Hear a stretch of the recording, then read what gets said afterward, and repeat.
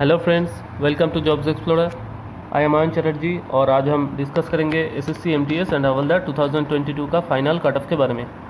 तो वीडियो शुरू करने से पहले प्लीज़ आप चैनल को सब्सक्राइब कर दीजिए ज़रूर और वीडियो को लाइक कर दीजिए। वीडियो अच्छा रहेगा तो फ्रेंड्स के पास आप शेयर भी कर सकते हैं। तो चलिए वीडियो शुरू करते हैं। तो पहले हम देख लेते हैं कि इसका जो फैक्टर्स है वो क्या रहने वाला है। मतलब कट ऑफ डिसाइड करने के लिए कुछ फैक्टर्स तो ज़रूरी होता है। ऐसे हम बता देंगे आप विश्वास कर लेंगे, ऐसा तो नहीं हो सकता। तो इसका जितना फैक्टर्स है उसके बारे में हम पहले बता देते हैं कि इसका अटेंडेंस कितना परसेंट रहता है, अटेम्प्ट्स कितना रहेगा, नॉर्मलाइजेशन का कितना इम्पैक्ट होगा, न्यू पैटर्न मतलब इस बार 2021 तक एमटीएस में तो सिर्फ जो 100 नंबर का एग्ज़ाम होता था उसमें मैथ्स रीजनिंग उसको भी काउंट किया जाता था। अभी इस बार तो सेशन 1 जिसमें मैथ्स और रीजनिंग रहेगा उसको काउंट नहीं किया जाएगा। तो न्यू पैटर्न का क्या इम्पैक्ट रहेगा वो भी हम देखेंगे। और सेशन 1 कट ऑफ जो बहुत मतलब चर्चे में है कि सेशन 1 कट ऑफ का सेशन 1 का क्वालिफाइंग एसएससी नोटिस में लिखा है तो उसका क्या कट ऑफ अलग से डिसाइड होगा, उसके बारे में भी हम डिस्कस करेंगे। तो चलिए शुरू करते हैं।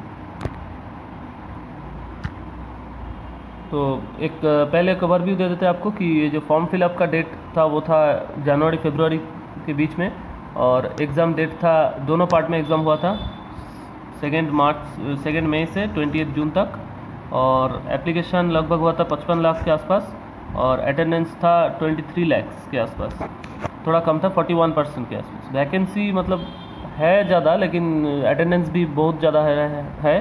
तो कंपटीशन जो रेशियो है वो हम निकाला है 1:182। मतलब अब एक कैंडिडेट को सिलेक्ट करेंगे तो 181 कैंडिडेट बाहर हो जाएंगे। ठीक है, अभी इतना वैकेंसी है तभी हम इतना बोल रहे हैं। तब अगर CHSL की तरफ वैकेंसी कम हो जाएगा, हम होप करेंगे कि आशा करेंगे कि नहीं होगा। अगर हो जाएगा तो बहुत प्रॉब्लम होगा। तो चलिए आगे बढ़ते हैं। तो जैसे एक्सपेक्टेड कट ऑफ का जो फैक्टर्स होता है जैसे हम पहले बोला है, उसके बाद सारा कट ऑफ के फैक्टर्स के बारे में डिस्कस करने के बाद हम फाइनल जितना जो कैटेगरी वाइज कट ऑफ है उसमें हम अराइव करेंगे। तो चलिए अभी वैकेंसी के बारे में देखते हैं। वैकेंसी जो हमारा 2020 में वैकेंसी कितना था 3972 था, 4000 के आसपास। 2021 में मतलब मोदी जी का जो 10 लाख वैकेंसी वाला डिक्लेरेशन, उसके पहले बहुत ज़्यादा वैकेंसी माना जाता था। अभी इस बार उससे भी ज़्यादा वैकेंसी आया है 12,500 के आसपास, लेकिन इतना रहेगा कि नहीं अभी जैसा माहौल चल रहा है CHSL 22 का, जैसे हम पहले ही बोला है कि वैकेंसी घट गया है, तो उतना अगर होगा तो बहुत दुख का बात होगा। तो देखिए अभी इस बार जो 12,000 12,500 के आसपास वैकेंसी है उसमें 18 से 25 साल वाला कितना वैकेंसी है, और 18 से 27 साल वाला कितना वैकेंसी है, और हवलदार का कितना वैकेंसी है। सब हम UR OBC SC ST EWS category wise, horizontal vacancy नहीं दिखा है इसमें। तो जो वर्टिकल जितना वैकेंसी का ब्रेकअप है कैटेगरी वाइज सब हम दिखा दिया इसमें। तो अभी देखिए आप कि इसमें 2021 से 2022 में वैकेंसी का जो इंक्रीज़ हुआ वो है लगभग 60%, 7739 से 12,523, मतलब लगभग 60% का इंक्रीज़ हुआ। तो कट ऑफ भी आपका मतलब 10% के आसपास डिक्रीज़ होगा, उससे ज़्यादा डिक्रीज़ होने का चांस है, लेकिन हम 10% मान के चलते हैं कि CGL में हम जैसे दिखा है कि नॉर्मलाइजेशन का भी ज़्यादा असर होगा, तो 10% के आसपास हम डिक्रीज़ मान के चलते हैं। इसके बाद देखिए आप average attempts and level of exam. Average attempts कितना था सेशन 1 में, जैसे हम पहले बोला है कि सेशन 1 में है मैथ्स और रीजनिंग, और सेशन 2 में है इंग्लिश और जीके। तो सेशन 1 में मैथ्स और रीजनिंग 20-20 करके था, तो उसमें नेगेटिव मार्किंग भी नहीं था। तो ऐसे एवरेज कैंडिडेट्स का जो मतलब टेंडेंसी रहता है कि नेगेटिव मार्किंग नहीं है तो सब में ही मार्क करके आते हैं। तो उससे क्या होगा कि सेशन 1 का मार्क्स बहुत मतलब ज़्यादा देखने को मिलेगा हम लोगों को। तो वो कितना रह सकता है, अब देखिए 16 के आसपास हम मान के चलते हैं कि मैथ्स और रीजनिंग दोनों में 16 के आसपास, मतलब टोटल 32 जो होता है मार्क्स में अगर आप कन्वर्ट करेंगे 96 मार्क्स के आसपास सेशन 1 में आपको देखने को मिल सकता है।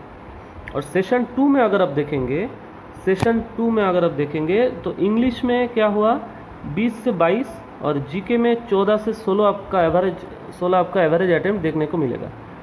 तो इसमें आप 20 और 16 मानिए कि 22 और 14 मानिए, उसमें ऐड करिए तो 36 आ रहा है, तो टोटल करिए तो 108। नेगेटिव मार्किंग तो है इसमें, तो मार्क्स भी घटेगा, तो एवरेज हम मान के चलते हैं कि 100 के आसपास हो सकता है। ठीक है, तो अभी इसका जो सेफ स्कोर है वो हम मान के चलते हैं कि 100 से 105 इसके आसपास ही रहेगा। 100 से 105 के आसपास ही रहेगा, और पेपर लेवल भी मॉडरेट था, एवरेज अटेम्प्ट्स भी ओके है, तो इसका कुछ इफेक्ट्स मतलब कट ऑफ में होगा ऐसा हम नहीं सोचते। तो इसका कुछ मतलब इसके लिए कुछ प्लस माइनस कट ऑफ में हम नहीं किया है। तो चलिए इसके आगे देखते हैं। तो ये है रैंक IQ का MTS का शिफ्ट वाइज एवरेज। तो इसमें अगर आप देखेंगे तो इसमें क्या दिख रहा है, जो सबसे आसान शिफ्ट है वो है 16 मई को 12 बजे से 2 बजे का शिफ्ट। इसमें मार्क्स क्या है, 92.1875। और कौन सा शिफ्ट सबसे हार्ड था, 15 मई को 3:30 PM to 5 PM, मतलब लास्ट जो शिफ्ट है 15 मई को, उसमें 56.7740 691 ऐसा देखने को मिला हमको। तो अभी आप देखिए लास्ट जो शिफ्ट है, मतलब जो सबसे हार्ड शिफ्ट है माना जा रहा है, उसमें अगर आप देखेंगे तो उसमें 56 एवरेज आ रहा है। तो जो सेकंड हार्डेस्ट शिफ्ट है उसमें देखिए 61, जो थर्ड हार्डेस्ट शिफ्ट है उसमें देखिए 63, 64। तो फर्स्ट और सेकंड में मतलब 5 नंबर का अंतर देखने को मिल रहा है हमको। ऐसे ही अगर आप इजीएस्ट शिफ्ट में भी ध्यान देंगे तो देखिए 18 मई को जो शिफ्ट है वो है सेकंड इजीएस्ट शिफ्ट। उसमें मार्क्स देखिए 89.4, मतलब इसमें भी 3 मार्क्स का अंतर है। अभी सेकंड से थर्ड जो इजीएस्ट शिफ्ट है उसमें भी देखिए 86, मतलब 3 नंबर का गैप है। अभी इसमें जो 3 नंबर का गैप है या 5 नंबर का गैप आ रहा है, ये तो मतलब बहुत चेंज होगा अभी लगभग, क्योंकि ये तो 4 जुलाई को जो अपडेट किया गया था रैंक IQ के द्वारा। तो अभी इसको अगर हम हार्डेस्ट 5 शिफ्ट और इजीएस्ट 5 शिफ्ट इसका एवरेज हम निकाल लेंगे तो उसमें ज़्यादा चेंजेस नहीं देखने को मिलेगा हमको, क्योंकि वो मतलब ज़्यादा चेंज नहीं होता है। ज़्यादा कैंडिडेट्स तो उसमें देखने का जो टाइम था वो निकल गया, क्योंकि 86,000 कैंडिडेट्स का जो डेटा है वो उसके आधार पर ये रैंक IQ ने बोला था। अभी तक मतलब 1 लाख के आसपास लोग देखा होगा, तो मतलब ज़्यादा चेंज नहीं हुआ होगा। तो अभी देखिए जो हार्डेस्ट जो 5 शिफ्ट है, मतलब जो इधर जो आपको देखने को मिल रहा है, हार्डेस्ट जो 5 शिफ्ट्स है उसका एवरेज निकल के आ रहा है 56.7। और जो इजीएस्ट है वो है 56.7। जो एवरेज 5 जो हार्डेस्ट शिफ्ट है उसका जो एवरेज है वो है 62, और इजीएस्ट जो 5 है इसका जो आपका एवरेज आ रहा है वो आ रहा है 87। तो इसका अगर आप अंतर करेंगे तो क्या मिलेगा आपको, 25। मतलब यही हो रहा है आपका एवरेज, जो नॉर्मलाइजेशन होगा इसके आसपास ही रहेगा आपको। तो लास्ट ईयर ये कितना था, मतलब 80 के आसपास अगर लोग स्कोर किया था तो उसका नंबर बढ़ के एक्यूरेसी उसका अगर अच्छा था तो 88 या 89 के आसपास उसका हो गया था, उसका सिलेक्शन भी हो गया था। मतलब जो सबसे नीचे वाला जो शिफ्ट्स है स्टेट्स है उसमें कट ऑफ गया था 88, 89 के आसपास। हालांकि बहुत मतलब स्टेट्स में भी 95, 96, 97 भी गया था, लेकिन 89 होने से किसी का सिलेक्शन हो गया था, 88, 89 होने से। तो अभी लास्ट ईयर में कितना देखने को मिला था हमको, 10 के आसपास, लगभग हमको मान के चलते हैं कि 10 के आसपास देखने को मिला था। इस बार 25, मतलब 15 नंबर का इंक्रीज देखने को मिलेगा हम लोगों को। इस बार 15 नंबर का ज़्यादा नॉर्मलाइजेशन देखने को मिलेगा। तो हमारा सेशन 2 का जो स्कोर है इसके आधार पर ये हो रहा है। तो सेशन 2 का जो टोटल स्कोर है वो कितना है, 150 है। तो 150 के हिसाब से अगर 15 इंक्रीज़ हो रहा है तो उसमें क्या होगा, जो नॉर्मलाइजेशन है वो है 10% का। अगर हम देखेंगे कि इसमें 10% का चेंज देखने को मिल सकता है हम लोगों को। तो अभी जो नॉर्मलाइजेशन का जो फॉर्मूला है वो बहुत कॉम्प्लेक्स होता है। तो अभी बेसिक आइडिया जो हम बता देते कि आपका जो इजीएस्ट शिफ्ट जो है उसका जो एवरेज मार्क्स है और आपका शिफ्ट का जो एवरेज मार्क्स है उसमें अगर 10 का अंतर रहेगा, अगर आपका शिफ्ट का मार्क्स एवरेज मार्क्स होगा 80 और इजीएस्ट जो शिफ्ट है उसका मार्क्स होगा 100, तो आपका शिफ्ट का जो एवरेज मार्क्स है उसको 20 बढ़ाया जाएगा। सबको 20-20 करके दिया जाएगा, लेकिन सबको मतलब एक ही इंक्रीज़ होगा ऐसा भी बात नहीं है। उसमें बहुत बड़ा रोल प्ले करता है एक चीज़, वो है एक्यूरेसी बहुत बड़ा रोल प्ले करता है उसमें। तो एक्यूरेसी कैसा इम्पैक्ट होता है एक्यूरेसी का वो हम बता रहे हैं। देखिए लगभग आपका और आपका फ्रेंड का मान लेते हैं कि एक ही रॉ स्कोर एक ही आ रहा है, जो आंसर की देख रहे हैं आप, उसमें आपका और आपका फ्रेंड का रॉ स्कोर एक ही आ रहा है। लेकिन आप देखिएगा कि जब फाइनल रिजल्ट निकलेगा तब आपका स्कोर ज़्यादा है और आपका फ्रेंड का स्कोर 2-3 मतलब डिफरेंस हो गया। तो ये किस लिए हुआ? क्योंकि आपका फ्रेंड बहुत ज़्यादा, आपका दोस्त जो है वो ज़्यादा अटेम्प्ट करके आया था, लेकिन उसका नेगेटिव मार्किंग भी ज़्यादा हुआ तो उसकी एक्यूरेसी घट गया। लेकिन आप क्या किया, तुक्का नहीं मारा उतना, तो इसीलिए आपका नंबर भी उतना, एक्यूरेसी का जो आंकड़ा है वो आपका ऊपर था, इसीलिए आपका नॉर्मलाइजेशन में ज़्यादा फ़ायदा हुआ। तो एक्यूरेसी अगर आपका ऊपर रहेगा, एक्यूरेसी अगर आपका ठीक ठाक रहेगा तो नॉर्मलाइजेशन में आपको बहुत ज़्यादा फ़ायदा मिलने वाला है। ठीक है, तो अभी देखिए कि जितना रैंक आईक्यू का डेटा उसमें जो आपका ये जो आप जो देख रहे हैं इसमें रैंक आईक्यू का जो डेटा है वो 86,000 कैंडिडेट्स का डेटा है, तब तक जितना लोग चेक किया था, जितना बच्चे चेक किया था। तो अभी मतलब और भी बच्चे चेक किया है तो 2-3 मार्क्स का जो चेंज है वो देखने को मिलेगा।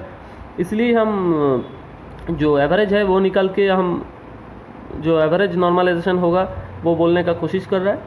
तो उसके हिसाब से हम जैसे पहले ही बोला है कि 10% के आसपास हमको इसके लिए मतलब इतना ह्यूज नॉर्मलाइजेशन होगा, तो इसलिए 10% के आसपास कट ऑफ ऊपर जा सकता है। तो पहले हम क्या बोला था कि वैकेंसी ज़्यादा होने से 10% ऊपर जाएगा, अभी बोल रहा है कि नॉर्मलाइजेशन की वजह से वैकेंसी 10% ऊपर जाएगा। अभी वैकेंसी की वजह से 10% नीचे जा सकता है, अभी नॉर्मलाइजेशन की वजह से 10% ऊपर जा सकते हैं। तो लगभग सेम ही रहेगा अभी तक जितना हम डिस्कस किया है। तो इसके बाद देखते हैं कि कट ऑफ के ऊपर और कितना मतलब इम्पैक्ट होता है दूसरा फैक्टर्स का। तो ये है जो पैटर्न चेंज हुआ है वो जो फैक्टर है उसके बारे में हम डिस्कस करते हैं। तो पैटर्न जो है वो तो आप जानते ही होंगे। तो सेशन 1 क्वालिफाई है, मैथ्स और जीआई में 20-20 क्वेश्चन था, 60-60 नंबर था। सेशन 1 में टोटल 120 मार्क्स था और फाइनल मेरिट जो बनेगा वो सेशन 2 के आधार पर बनेगा। सेशन 2 में क्या क्या था, जीके था, इंग्लिश था और इसमें 25-25 करके मार्क्स था, टोटल 75 करके दोनों सब्जेक्ट में टोटल 150 मार्क्स के ऊपर आपका मेरिट बनेगा। तो जो सेशन 1 का जो मार्क्स है उसमें क्या बोला था आपको, देखिए इसमें जो मिनिमम 18.3 पॉइंट में इसमें जो नोटिस का इसमें क्या बोला था, minimum qualifying marks in session 1 as well as in session 2 of computer based examination are as follows. मतलब देखिए सेशन 2 के बारे में भी ऐसा ही बोला गया कि 30% आपका क्वालिफाइंग मार्क्स रहेगा। तो सेशन 2 का क्वालिफाइंग मार्क्स क्या हो रहा है, 15 इंटू 150 का 30% क्या हो रहा है, 45। तो 45 होने से आप क्वालिफाई हो जाएंगे, आपको नौकरी मिल जाएगा, ऐसा बिल्कुल नहीं। तो वैसे ही सेशन 1 का जो टोटल मार्क्स है 120, उसका 30% मतलब 36 यूआर के लिए, ओबीसी के लिए आपका 25% मतलब 30 और 20% ऑल अदर कैटेगरीज के लिए मतलब 120 का 20% होता है 24, मतलब 36, 30 और 24 मिलने से सेशन 1 में आप क्वालिफाई हो जाएंगे, ऐसा बिल्कुल नहीं होगा। क्योंकि ऐसा तो सभी लोग मतलब क्वालिफाई कर जाएंगे ना। तो इसमें क्या होगा देखिए कि cut off session 1 will be decided like tyre 2 CGL cut off जैसे हुआ था ना, कि पहले 270 कट ऑफ डिक्लेयर किया गया था, लेकिन 270 में किसी का सिलेक्शन हुआ था, किसी का सिलेक्शन नहीं हुआ था। ये क्यों किया गया था, क्योंकि DST मतलब टाइपिंग का जो पेपर है और कंप्यूटर का जो पेपर है CKT कंप्यूटर नॉलेज टेस्ट, वो कम कैंडिडेट्स का चेक किया जाए ताकि समय भी बचे और मतलब समय बचना ही ज़्यादा मतलब ये होता है। तो अभी देखिए कि सेशन 1 का जो कट ऑफ है वो भी ऐसे ही डिसाइड होगा। तो सेशन 1 का जो कट ऑफ है वो कितना होगा, तो सेशन 1 का कट ऑफ कितना होगा वो हम अभी इसके बाद डिस्कस करेंगे। तो इसके पहले हम एक बात बोल लेते हैं कि सेशन 2 में जो पैटर्न चेंज हुआ है उसके वजह से क्या हुआ, सेशन 2 में सिर्फ जीके और इंग्लिश के वजह से, जीके और इंग्लिश के आधार पर उसमें आपका कट ऑफ निर्धारित हो गया। पहले क्या होता था, इंग्लिश और जीके के अलावा आपका मैथ्स और रीजनिंग को भी काउंट किया जाता था। तो उसके वजह से क्या होता था कि ज़्यादा मतलब इंक्रीज़ हो जाता था, उसके वजह से ज़्यादा इंक्रीज़ हो जाता था। तो अभी देखिए कि कट ऑफ मार्क्स ज़्यादा इंक्रीज़ हो जाता था। तो अभी सिर्फ इंग्लिश में ज़्यादा गलती करते थे लोग, और जीके में तो मार्क्स मतलब ज़्यादा होता ही नहीं है। तो इसीलिए मतलब 5% मतलब घटेगा कट ऑफ जीके में और इंग्लिश में अगर मेरिट बनेगा, तो इसलिए 5% के आसपास आपका कट ऑफ घटेगा। ठीक है, तो दूसरा नेक्स्ट स्लाइड में चलते हैं। इसमें क्या है कि सेशन 1 का कट ऑफ जो क्वालिफाइंग रहने वाला है उसका क्या इम्पैक्ट होगा। तो जो रैंक IQ का सर्वे है उसमें क्या दिख रहा है हमको कि ज़्यादा से ज़्यादा कैंडिडेट 100 से ऊपर स्कोर कर रहा है। ठीक है, ज़्यादा से ज़्यादा कैंडिडेट 100 से ऊपर स्कोर कर रहा है। तो आप देखिए कि जो क्यों हो रहा है, ऐसा क्यों हो रहा है, इसका मेन रीज़न है कि कोई नेगेटिव मार्किंग नहीं है। कोई नेगेटिव मार्किंग नहीं है तो ज़्यादा से ज़्यादा कैंडिडेट मतलब जितना भी है 20 से 20 ही स्कोर करके आएंगे, मार्क करके आएंगे। तो उसमें आपका मतलब प्रोबेबिलिटी के हिसाब से तो आपका 25% सही हो ही जाता है, लेकिन उससे ज़्यादा ही सही होगा क्योंकि MTS का लेवल तो मतलब उसमें तो CGL और CHSL का कैंडिडेट्स भी APR हो रहा है, तो उसमें तो गलती होने का चांस बहुत कम है। तो अभी देखिए कि सेशन 1 के लिए जैसे है कि मिनिमम कट ऑफ ये जो है ये कभी डिसाइड नहीं होगा। मिनिमम कट ऑफ मतलब 36, 30, 24 जैसे हम पहले बोला है, उसके हिसाब से कभी डिसाइड नहीं होगा, क्योंकि उसके हिसाब से अगर डिसाइड होगा तो सेशन 1 का कट ऑफ मतलब क्वालिफाइंग कट ऑफ जो है सेशन 1 का क्वालिफाई कराने का कोई मतलब ही नहीं बनता है, क्योंकि सेशन 1 को सभी लोग क्वालिफाई हो जाएंगे, मतलब 90% लोग 95% के आसपास क्वालिफाई हो जाएगा। तो separate higher cut off fix हो जाएगा। ठीक है, तो वो कितना रहेगा अभी देखिए, वो हम एस्टिमेट करने का कोशिश करते हैं। CGL 2022 में क्या हुआ था, अभी CHSL 2022 में हम देखने के बाद ज़्यादा पता चलेगा हमको, लेकिन हम वो तो उसके पहले तो हवलदार का रिज़ल्ट भी आ जाएगा, उसके बाद MTS का आएगा, तब तक तो CHSL 2022 का जो प्रेफरेंस लेंगे उसके बाद फाइनल रिज़ल्ट निकलने में तो आपका ज़्यादा टाइम लग जाएगा। तो अभी हमारे पास जितना डेटा है वो CGL 2022 के हिसाब से ही करना पड़ेगा। तो CGL 2022 के हिसाब से अगर हम देखेंगे तो टायर 2 का कट ऑफ जो है UR का जो कट ऑफ है वो 270 में फिक्स किया गया था। किस लिए, कंप्यूटर और टाइपिंग को मतलब कम कैंडिडेट्स का चेक किया जाए इसलिए। तो 270 कितना होता है 390 का, 69% होता है अप्रॉक्सीमेट, तो 70% हम मान के चलते। तो जैसे आप देखिए 120 मार्क्स का सेशन 1 था, तो सेशन 1 का जो मार्क्स है टोटल मार्क्स उसका 70% कितना होता है, 84 के आसपास होता है, 84 के आसपास होता है। तो अभी जो एक्सपेक्टेड कट ऑफ है UR का वो 84 ही रहने वाला है सेशन 1 में। OBC और EWS के लिए कितना रहेगा, 70 to 75 रहेगा, और SC और ST के लिए 65, ST के लिए 60। इसमें थोड़ा ज़्यादा मतलब चेंज देखने को मिलेगा, ±5, उससे ज़्यादा नहीं। ठीक है, तो अभी हमको जो लग रहा है SSC एक नॉर्मल स्टैंडर्ड मतलब सेट करने का कोशिश करेंगे सेशन 1 के लिए, जो 84 से 90 इसके बीच में ही रहेगा UR के लिए, और अकॉर्डिंगली मतलब इसमें UR में 5 बढ़ेगा तो SC ST में 3-4 बढ़ जाएंगे, OBC EWS में भी 5-5 करके बढ़ेंगे, उसके हिसाब से आपको चेंज देखने को मिल सकता है। तो अभी ऐसे ही कट ऑफ रहेगा तो सेशन 2 का कट ऑफ में कोई मतलब इफेक्ट नहीं होगा, क्योंकि देखिए जो सेशन 2 में सिलेक्ट होने वाला जो बच्चा है वो मतलब ये कट ऑफ क्लियर हो ही जाता है, उनका ये कट ऑफ क्लियर हो ही जाएगा। तो सेशन 2 का जो कट ऑफ है उसमें इसका कोई इफेक्ट नहीं होगा।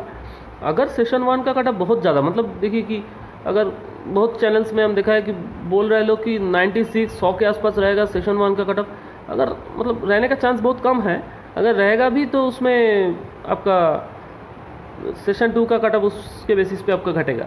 हर 5 मार्क्स के हिसाब से आप सोच लीजिए कि 2-3% सेशन 2 का कट ऑफ घटेगा। मतलब इसमें अगर 84 से 90 हम बोल रहे हैं इसमें रहने वाला है सेशन 1 का कट ऑफ। अगर 95 या 96 चला जाएगा ना, तो हम एक्सपेक्टेड कट ऑफ जो बोलेंगे आपको सेशन 2 का, तो उसमें आप देखिएगा कि मतलब 2-3% डिक्रीज देखने को मिलेगा। उससे भी 5 बढ़ जाएगा, मतलब 100 के आसपास रहेगा सेशन 1 का कट ऑफ, तो फिर 2-3% मतलब टोटल 4-5% आपका डिक्रीज देखने को मिलेगा सेशन 2 का कट ऑफ में। और सेशन 1 का कट ऑफ अगर आप क्वालिफाई रहने वाला है, जो बहुत लोग मतलब सोच रहे हैं कि ऐसा होगा तो बहुत लोगों का अच्छा होगा, लेकिन देखिए अच्छा बुरा होने का बात नहीं है, जो सच है जो प्रैक्टिकल बात है वही हम बोल रहे हैं, लेकिन कुछ भी हो सकता है। एसएससी जो करेंगे वही फाइनल है। अगर क्वालिफाइंग कट ऑफ सेशन 1 में जो है 36, 30 और 24 कैटेगरी वाइज वही अगर डिसाइड होंगे तो सेशन 2 का कट ऑफ का कोई मतलब ही नहीं रहेगा, ठीक है ना।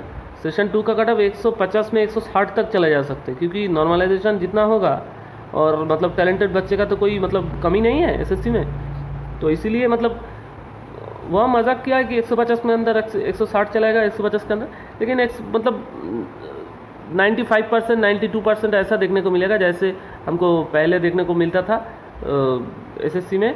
94, 95, 96, 97 ऐसा ही एवरेज कट ऑफ रहता है ऊपर वाला, मतलब हाई कट ऑफ स्टेट्स के लिए वैसे ही रहेगा। तो अभी चलिए नेक्स्ट स्लाइड में।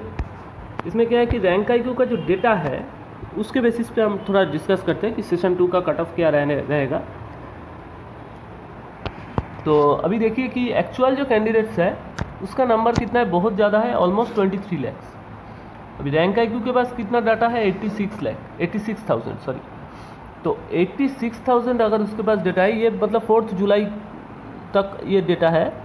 अभी 4 जुलाई नहीं, उसके बाद मतलब कितना 15 या 16 जुलाई तक ये डेटा है 86,000 कैंडिडेट्स का।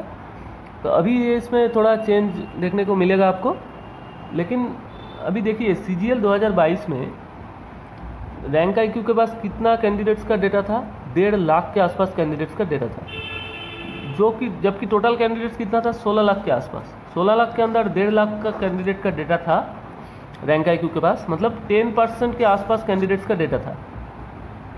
तब भी मतलब 270 के ऊपर रैंक आईक्यू में रॉ स्कोर दिखा रहा था कितना कैंडिडेट्स का, 33,000 कैंडिडेट्स का, ठीक है।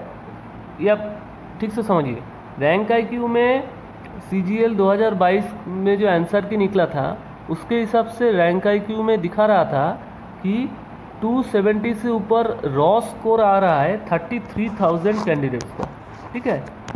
इसमें आप बोलेंगे कि जो 270 जो कट ऑफ निर्धारित किया गया था एसएससी के द्वारा, वो तो आपका नॉर्मलाइज्ड स्कोर है, तो आप रॉ स्कोर स्कोर के बारे में क्यों बात कर रहे हैं। तो ठीक है भाई, जो ह्यूज नॉर्मलाइजेशन हुआ था एसएससी में CGL में, तो उसके हिसाब से हम मान लेते हैं कि जो 270 के नीचे वाला जो कैंडिडेट है उसको भी हम इंक्लूड कर लेते हैं कि उसका भी मार्क्स बढ़ के 50,000 के आसपास, मतलब मान लेते हैं कि 270 हुआ था, उसका ही मतलब 50,000 कैंडिडेट्स जो है, मतलब उसके नीचे थोड़ा कैंडिडेट हम ले लेंगे, मतलब 10 नंबर भी नीचे चला जाएंगे ना, तो 17,000 कैंडिडेट आ जाएगा आपके पास। तो 260 के आसपास जिन लोगों का एवरेज मार्क्स देखने को मिल रहा था टैट 2 में, तो उनका कट ऑफ मतलब जो नॉर्मलाइजेशन होके उनका ही नंबर 270 हो गया था। तो 260 के आसपास देखने को मिल रहा था हमको 50,000 के आसपास, ठीक है। 50,000 के आसपास अगर हम कैंडिडेट्स को देखने को मिल रहा था, लेकिन 270 रैंक आईक्यू के हिसाब से, जबकि रैंक आईक्यू के पास कितना था, 1.5 लाख कैंडिडेट का डेटा था। अभी एक्चुअली जब रिजल्ट निकला तब हमको क्या देखने को मिला, 270 above score was achieved by 77,000 candidates, मतलब 50,000 को जो डेटा है उसके भी मतलब अराउंड 1.5 मल्टीप्लाइंग फैक्टर था। कितना था मल्टीप्लाइंग फैक्टर, ऑलमोस्ट 1.5 था। The multiplying factor was around 1.5। क्यों, क्योंकि हमको रैंक आईक्यू के हिसाब से 50,000 कैंडिडेट्स का जो मार्क्स है वो देखने को मिल रहा था 270 के आसपास, और एक्चुअली जो डेटा है वो था 77,000 के आसपास, ठीक है। अभी MTS में कितना है, 1 लाख के आसपास भी डेटा नहीं है रैंक आईक्यू के पास। तो मतलब आप देख रहे हैं कि 4% के आसपास डेटा है रैंक आईक्यू के पास, 4% सिर्फ। अभी 10% था, उसमें ही मतलब मल्टीप्लाइंग फैक्टर 1.5 हो गया, 1.5 गुना हो गया। तो अभी 4% अगर डेटा रहेगा तो मल्टीप्लाइंग फैक्टर 3 और उसके ऊपर भी हो सकता है, लेकिन 3 हम मान के चलते, 3 के आसपास होगा। अभी देखिए कि ये जो डेटा है ये हम मतलब अलग अलग कैंडिडेट्स का जो स्क्रीनशॉट है उसमें उससे हम डेटा कलेक्ट किया है इसका। तो इसमें देखिए कि 100 से ऊपर स्कोर करने वाला 14,500 कैंडिडेट है। इसमें थोड़ा चेंज होगा क्योंकि ये मतलब 4-5 दिन पहले का डेटा है।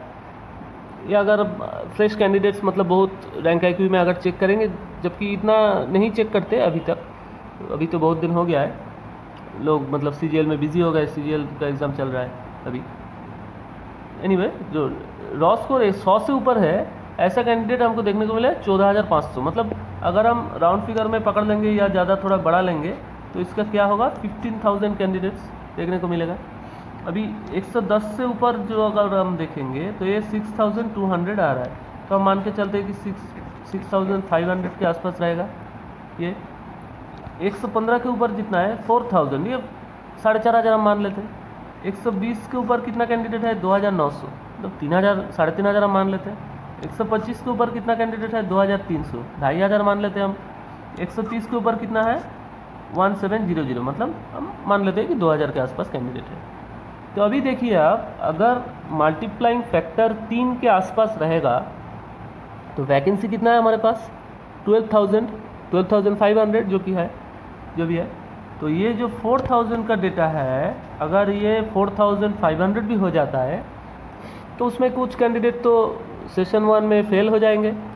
तो इसका अगर 3 गुना हम कर देंगे 4,500 पकड़ के, ठीक है, 4,500 पकड़ के इसका हम अगर 3 गुना कर देंगे तो क्या रहेगा 13,500 हो जाएगा। 13,500 इसमें अगर हम मान लेंगे कि 1000 कैंडिडेट ऐसा होगा कि वो लोग, जबकि 115 से ऊपर स्कोर करने वाला क्या मतलब ऐसा नहीं होना चाहिए, लेकिन ठीक है मान लेते हैं कि 1000 कैंडिडेट्स मतलब सेशन 1 में क्वालिफाई नहीं होंगे। तो अब देखिए कि 12,500 जो कैंडिडेट्स को SSC लेने वाले हैं, जितना वैकेंसी है वही निकल के आ रहा है 12,500। तो अभी देखिए more than 115 may be actually scored by more than 12,000 candidates, जो हम इधर लिखा है due to that multiplying factor, but few of them will not be able to qualify session 1, जो कि 13,500 के बीच में 1000 के आसपास क्वालिफाई नहीं करेंगे तो 12 के कैंडिडेट से निकल के आएगा। तो अभी ये जो ये ना रॉ स्कोर नहीं होगा, ये नॉर्मलाइज्ड स्कोर होगा, ठीक है ना, ये नॉर्मलाइज्ड स्कोर है, ये जितना है ये नॉर्मलाइज्ड स्कोर है। तो ये 115 जो स्कोर है, 115 जो है ये कब आएगा, जब 105 जो है ना, 105 जो है, 105 के आसपास जिनका रॉ स्कोर बनेगा उसका ही नॉर्मलाइजेशन होके 115 के आसपास होगा, जो एवरेज नॉर्मलाइजेशन होगा। 25 तो मतलब ज़्यादा नॉर्मलाइजेशन हो जाएगा, सबसे ज़्यादा जो होगा वो 25 के आसपास रहेगा, लेकिन एवरेज नॉर्मलाइजेशन 10 से 15 ही रहने वाला है, ठीक है, 10 से 15 रहने वाला है एवरेज जो नॉर्मलाइजेशन होगा। तो अभी 105 जिसका रॉ स्कोर रहेगा सेशन 2 में, वो मतलब 115 के आसपास उसका नॉर्मलाइज स्कोर आ जाएगा और वो सिलेक्ट हो जाएंगे, हमको उतना ही लग रहा है। तो रॉ स्कोर कितना होना चाहिए 100 से 105, जैसे हम पहले भी बोला था, कब जब सेफ स्कोर हम डिस्कस कर रहे थे, देखिए सेफ स्कोर कितना बोला था हम, 100 से 105 बोला था। तो अभी देखिए इसमें भी हम वही बात बोल रहे हैं कि 100 से 105 अगर आप स्कोर करेंगे तो सेफ स्कोर वही रहेगा। और इसमें एक और चीज़ है, ये हम पहले भी CHSL का जो वीडियो बना था उसमें भी हम बोला था कि UR का मतलब जो सिलेक्शन ना, अब जो रैंक IQ में डेटा चेक करेंगे UR लोग, तो आप हमेशा ध्यान में रखिएगा कि 60% जो UR सीट होगा, आप अगर UR से होंगे तो UR का सीट अगर कितना है, इस बार UR का सीट है लगभग 5,400 के आसपास, 5,400 के आसपास अगर UR सीट होगा, हवलदार को छोड़ के आपको 5,200 होगा। तो ये आप अगर आपका रैंक IQ में रैंक दिखा रहा है नॉर्मलाइज करके कि 5,200 या मतलब 5,200 रैंक IQ में दिखा रहा है, तो कभी नहीं होगा क्योंकि उसमें तो सारा कैंडिडेट्स का डेटा ही नहीं है। अगर आपका जो हमने बोला है कि 2-3 के आसपास जो मल्टीप्लाइंग फैक्टर होगा, आपका 2,500 या 2,000 के आसपास भी दिखा रहा है, तो आप मतलब मत सोचिए कि आपका हो जाएगा सिलेक्शन, ठीक है ना, क्योंकि इसमें 2,000 के आसपास अगर अगर आपका होगा तो मतलब आप देखिए इसमें अगर आपका 2000 के आसपास वैकेंसी कितना रहेगा 5200, ठीक है, एमटीएस का, सिर्फ एमटीएस का 5200 रहेगा। इसका 60% के से ज़्यादा कभी भी यूआर को नहीं मिलेगा, क्योंकि एससी एसटी ओबीसी ईडब्ल्यूएस इसमें जो कैंडिडेट्स मेरिट बेसिस पे सिलेक्ट होंगे वो लोग यूआर को जो सीट्स है वो ऑक्यूपाई कर लेंगे। ऐसा ही कैटेगरी का जो मज़ा यही है कि 5200 के जितना जो कैंडिडेट्स है इसमें यूआर का जो सीट्स है इसमें 60% सीट एक्चुअली यूआर को मिलेगा। तो 60% सीट कितना होता है, लगभग 3000 के आसपास होता है। तो 3000 का जो आसपास होगा जो सीट है वो उसमें भी फिर हॉरिजॉन्टल कैटेगरी कैंडिडेट आएगा जो एकदम फ्रेश कैंडिडेट है, जो फिजिकली हैंडीकैप्ड कोटा से भी नहीं है और एक सर्विसमैन कैटेगरी से भी नहीं है। वो मान के चले कि आपका 2500 एक्चुअल जो है वो ही आपको मिलेगा। 50% 45% हमने लिखा है, लेकिन चले कि 50% के आसपास ही मान लेते हैं। 2500 से ऊपर आपको कभी भी मतलब यूआर से सिलेक्शन नहीं देखने को मिलेगा, ठीक है। तो अभी मान के चलते कि रैंक आईक्यू में अगर आपका 2 या 2.5 का मतलब 2.5 का देखने को मिल रहा है मल्टीप्लिकेशन फैक्टर, तो आपका रैंक आईक्यू में अगर आपका रैंक दिखा रहा है 1000 या मतलब 1200 के आसपास, ठीक है, 1000 to 1200 इतना अगर आपका रैंक आईक्यू में दिखा रहा है तो आप सेफ हो, ठीक है। मार्क्स जो भी है इतना रैंक आपका दिखा रहा है नॉर्मलाइज होके तो आप सेफ हो, नहीं तो आप बाहर हो, ठीक है। तो अभी जो सेशन 2 का जो कट ऑफ है उसके बारे में, जो final category wise cut off रहने वाला है उसके बारे में हम डिस्कस करेंगे। तो अभी देखिए कि यूआर का जो कट ऑफ है वो कितना रहेगा, ये इसमें कैसे आया हम वो भी बोलेंगे। हम 100 से 105, 100 से 105 हम बोला कि कट ऑफ मतलब रॉ स्कोर के हिसाब से वही सेफ स्कोर रहने वाला है। और हमने क्या बोला था कि एवरेज इंक्रीज क्या देखने को मिलेगा 15 के आसपास, 15 या 20, 10 to 15 to 20 ऐसा ही देखने को मिलेगा आपको। तो उससे थोड़ा बढ़ा के हम यूआर का कट ऑफ जो है वो डिसाइड किया है 128 फॉर 18 to 25 एज ग्रुप, ठीक है। Age group wise cut off निकलेगा, पहले भी बोला था, नोटिस में लिखा है 128 18 to 25 एज ग्रुप के लिए रहेगा। 18 to 27 के लिए बहुत कम वैकेंसी होता है, तो इस बार थोड़ा ज़्यादा है, इसलिए हम कट ऑफ भी मतलब मॉडरेट रखने का कोशिश किया है। तो इसमें कितना रहेगा 136 के आसपास रहेगा, ठीक है। अभी देखिए ईडब्ल्यूएस का जो है, ईडब्ल्यूएस का रहने वाला है 120। इसमें हम एक्चुअली अलग अलग कैटेगरी का भी अलग अलग से मतलब कैलकुलेट करके ये जो कट ऑफ है इसमें अराइव किया है हम, तो उसके बारे में उतना डिस्कस नहीं करेंगे, लेकिन जो डेटा आपको दिया जा रहा है, जो मतलब कट ऑफ आपको एक्सपेक्टेड जो हम बोल रहे हैं वो मतलब बहुत सारा रिसर्च करके आपको बोल रहे हैं। 120 और 18 to 27 जो कट ऑफ है एज ग्रुप का जो कट ऑफ है 128 रहने वाला है। ओबीसी का जो कट ऑफ है 122 रहेगा। एससी का जो कट ऑफ है 114 और एसटी का जो कट ऑफ है 107। और उसके हिसाब से जो 18 to 27 एज ग्रुप का जो कट ऑफ है वो भी ऐसा ही रहेगा। अभी देखिए आप जो ईएसएम का जो कट ऑफ है वो 89 रहने वाला है और 18 to 27 वाला जो ग्रुप है उसमें 97 रहेगा आपका कट ऑफ। तो अभी देखिए हवलदार का जो कट ऑफ है, हवलदार का वैकेंसी बहुत कम रहता है, लेकिन आपका पीईटी जो फिजिकल एलिजिबिलिटी टेस्ट या फिजिकल स्किल टेस्ट जो होगा उसमें आपका पहले आपका रिज़ल्ट निकलेगा, जिसमें आपका बोला गया है कि 1:5 के हिसाब से बुलाएंगे। इसमें नहीं है वो चीज़, लेकिन 1:5 के हिसाब से बुलाएंगे एसएससी। तो 1:5 के हिसाब से बुलाएंगे तो आपका 529 अगर वैकेंसी है तो 3000 के आसपास, अगर आप 2500 मतलब उसके आसपास ही बुलाएंगे एसएससी। तो उसके बाद फाइनल रिज़ल्ट निकलेगा। तो फाइनल रिज़ल्ट में हवलदार का पीईटी और मतलब पीईटी के लिए एक कट ऑफ निकलेगा, उसके बाद फाइनल कट ऑफ उससे ज़्यादा रहेगा, क्योंकि उसमें तो ज़्यादा लोग क्वालिफाई मतलब बहुत लोग एब्सेंट हो जाते हैं, एक्चुअली बहुत लोग एब्सेंट हो जाते हैं, इसीलिए उसका कट ऑफ कम रहने वाला है। तो अभी देखिए हवलदार का जो कट ऑफ है वो फिजिकल एलिजिबिलिटी टेस्ट के लिए रहेगा ईआर के लिए 131 और फाइनल जो रहेगा वो 135 के आसपास रहेगा। ईडब्ल्यूएस के लिए 124, ओबीसी के लिए 123, एससी के लिए 117, एसटी के लिए 112, इतना ही रहने वाला है। और ईएसएम के लिए 96 रहेगा, ईएसएम के लिए 96 रहेगा कट ऑफ। और अभी देखिए ये जो फाइनल कट ऑफ है इसमें देखिए यूआर का जो कट ऑफ है इसमें पीईटी का जो कट ऑफ है और फाइनल कट ऑफ है इसमें 4 अंतर देखने को मिल रहा है आपको, ठीक है। ईडब्ल्यूएस में भी 2 अंतर देखने को मिल रहा है, ठीक है। ईडब्ल्यूएस में शायद मतलब 127 या 128 भी जा सकता है, ठीक है।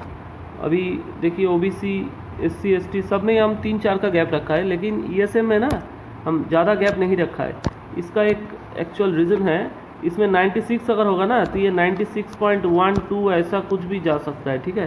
क्योंकि देखिए हम जो सिविल वाले आदमी हैं वो लोग ये जो हवलदार का जो पीईटी मतलब फिजिकल एलिजिबिलिटी टेस्ट वो हम स्किप कर सकते हैं, लेकिन ईएसएम वाले तो स्किप नहीं करेंगे। उनका तो मतलब यही फील्ड था पहले, तो वो लोग स्किप नहीं करेंगे, इसीलिए जो और एब्सेंट भी नहीं होंगे वो लोग। तो इसीलिए हवलदार का जो कट ऑफ है वो 96 वाला जो कट ऑफ रहने वाला है ना वो मतलब चेंज होगा। इसीलिए ही और एक चीज़ भी होगा कि इसमें पहले तो हवलदार का कट ऑफ निकलेगा, उसके बाद जो है एमटीएस का जो फाइनल रिजल्ट हो उसके बाद निकलेगा, उसके हिसाब से ही होगा। तो इसलिए 89 का जो कट ऑफ है 18 to 25 एज ग्रुप के, उसके बाद 18 to 27 का जो कट ऑफ है वो ज़्यादा होगा, ठीक है, वो ज़्यादा होगा क्योंकि ये हवलदार में ज़्यादा सिलेक्ट हो जाएंगे ये लोग, क्योंकि हवलदार का भी एज ग्रुप 18 to 27 है। तो इसीलिए एमटीएस का जो cut off 18 to 27 age group के लिए है वो ईएसएम के लिए थोड़ा हाई होगा, ठीक है।